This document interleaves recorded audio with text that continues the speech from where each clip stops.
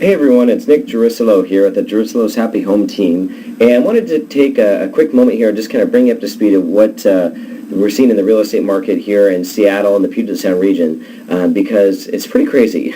We're seeing something that's literally never happened before, and what we're looking at right now is an absorption of inventory graph for King County over the last 5 years for homes and condos. Now that sounds super boring and technical, but it's really important because this number up here that we're looking at right now, 115%, what that's stating is that 115% of homes that are on the market are actually selling. So you wonder, well, gosh, how the heck can more than 100% of homes that are on the market actually sell?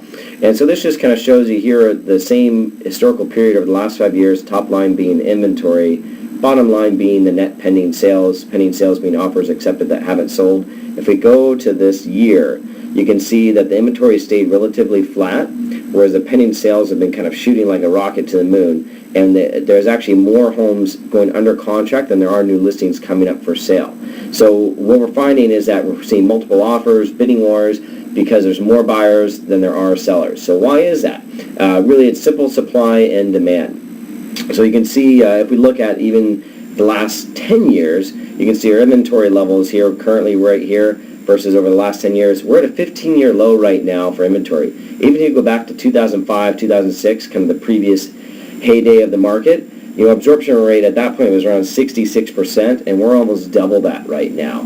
What's driving that is there's very limited supply because Seattle's always pretty constricted in terms of supply. We have all these mountains, wetlands, streams. You got to save the salmon, yada, yada, yada. It's not like in Arizona where you can run water out to the desert and build 30,000 houses. So we're always going to be tight on supply. So what's driving the demand? Well, you have a lot of job growth locally. You have 50 more tech companies setting up engineering centers in Seattle. So you have Amazon's building up to 10 million square feet by the year 2020 in downtown Seattle. You have Alibaba from China, Facebook's expanding, Dropbox, all the top talent's coming here because they know they can poach talent from Microsoft and Amazon, and so everyone's kind of making this max flight to Seattle.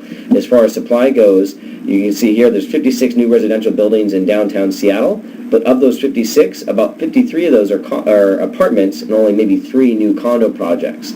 So very little resale and condominium projects, mostly apartments. So demand is being driven by the tight supply, the job growth.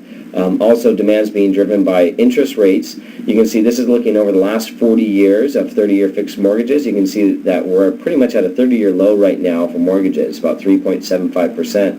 If you check this out, like back in 1981, you could have been paying 18% for a mortgage, almost 6 times higher than where we're at today. The other drive for wanting to buy is rent prices are shooting through the roof. You have Seattle has gone up 32% for rent prices since 2009, second highest in all of the United States. And 9% of that 32% was just last year alone. And the other thing, too, is you're seeing home prices are continue to climb, up 18.9% from a year ago. So what does all this mean? It means for sellers, your home is probably worth more than you think.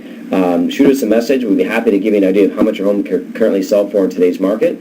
For buyers, well, it means that it's pretty hard to keep up with the market. It's hard to save 18% of the median price of a home, and homes aren't getting cheaper.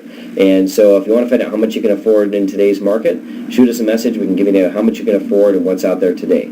So if you have any questions, we're happy to help in any way we can. Thanks for tuning in, and stay in touch for our next video where we share with you how we have access to inventory that's not even listed, as far as to kind of combat some of these issues we're finding where we're running up with not enough homes for sale but too many buyers. We have access to homes that aren't even listed for sale. So we continue in on that on our next video. Thanks so much.